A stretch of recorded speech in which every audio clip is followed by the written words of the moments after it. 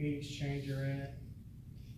And so I've got return air coming in here, I've got a filter, maybe I've got an evaporator coil sitting on top of that furnace. I have ductwork going off in a couple different directions here.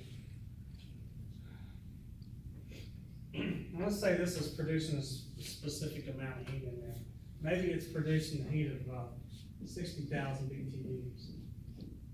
Is how much heat, the known value of heat that is generated by this furnace. If I have air going in it,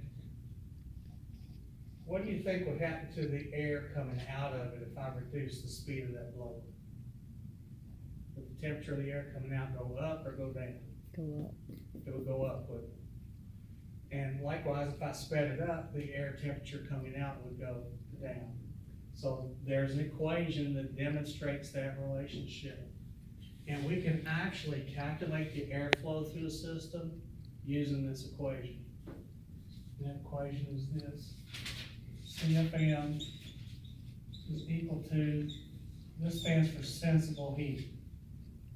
H with a little s, sensible heat, divided by 1.08 times delta T. Delta just stands for difference. So this is difference in temperature.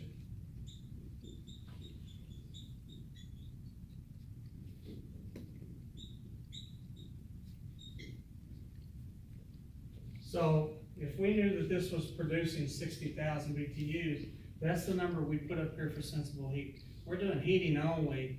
We're not talking about latent heat removal, because there is no latent heat removal going on there. It's just heating. So in our formula for that would equal, this HS is 60,000 BTUs, say.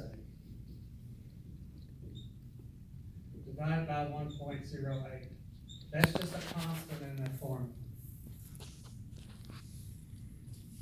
Now let's say the air going in that furnace was 70 degrees and the air coming out of it is 120 degrees. What's my temperature difference? 50 degrees. So I'll plug that in for my delta T.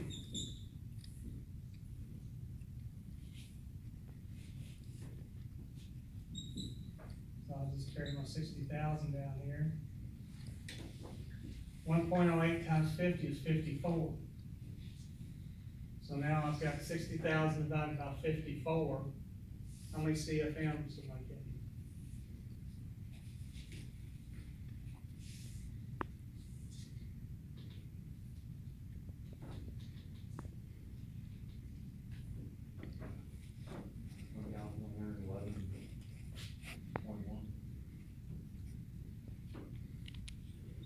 No, 1,111 cubic feet per minute. Let's try our theory out here. What if we had, well, it's not a theory really, it's a fact. What if I had, let's say this was 100 degrees. Same size, 60,000 BTUs. This was 100 degrees. What do you think would happen to the amount of airflow? Would I have more than 1,111 or less? This was 100 degrees. You'd have more. I'd have more airflow, wouldn't it? Let's see if that works out. So the only thing we gotta change here is the difference, so that's not 120, 100. So our temperature difference is gonna be 30. So now we got 60,000 divided by 1.08 times 30.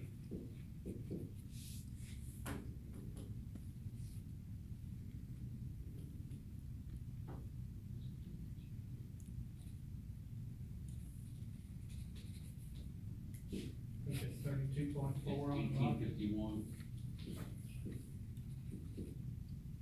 1851.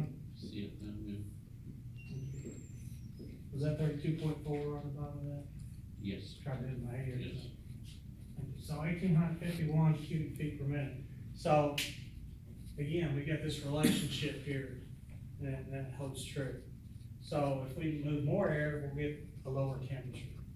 So we can use this formula to determine CFM also. So let's do some more of those.